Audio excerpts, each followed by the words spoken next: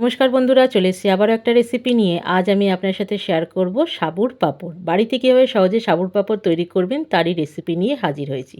এর জন্য আমি নিয়েছি বড় দানার সাবু। সাবুটাকে আগের থেকে ভালো করে ধুয়ে নিয়েছি। এই বাটির আমি 1 বাটি সাবু নিয়েছি, আর এই বাটির আমি 1 বাটি জল দিয়েই সাবুটাকে 2 থেকে 3 ঘন্টার জন্য ভিজিয়ে আমি রেখে দেবো। জলের পরিমাণটা সঠিক দিতে হবে, যাতে সাবুটা ভিজে যাওয়ার পর একটুকু জল না থাকে, অথচ সাবুটা নরম হয়ে যায়। দেখুন সাবুর মধ্যে একটুকু জল নেই, সাবুটা কিন্তু ফুলে ডাবল হয়ে গেছে, আর সাবুটা কিন্তু নরমও হয়ে গেছে।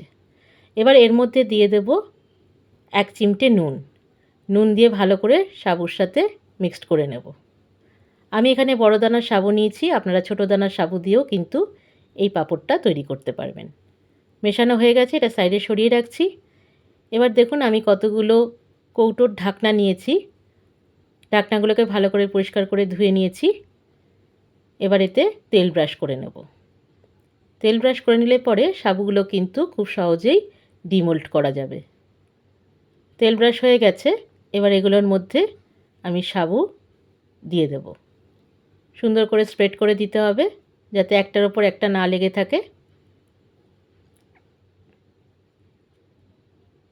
এইভাবে সমস্ত ঢাকনিগুলোতে আমি সাবু দিয়ে দিচ্ছি। বাড়িতে খুব সহজেই কিন্তু এই রেসিপিটি তৈরি করা যায়। দেখুন আমি সমস্ত ঢাকনিগুলোতে দিয়ে দিচ্ছি। এবার চলে যাব গ্যাসে। গ্যাসে আমি একটা পাত্রে জল গরম করতে দিয়েছি, এগুলোকে স্টিম করে নেব।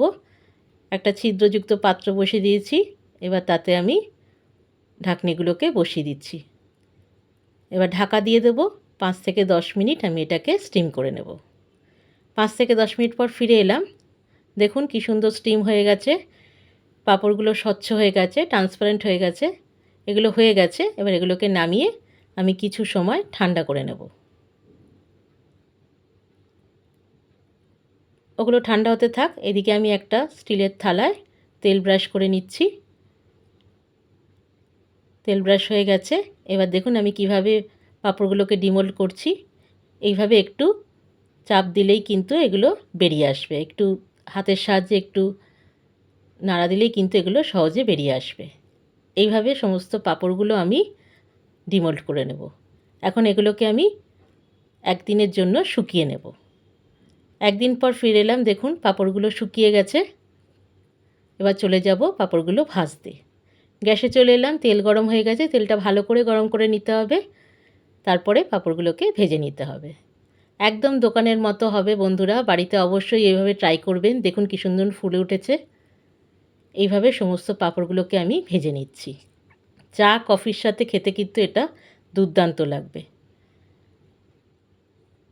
তৈরি হয়ে গেল আমার বাড়িতে সহজ উপায় সাবুর পাঁপড়।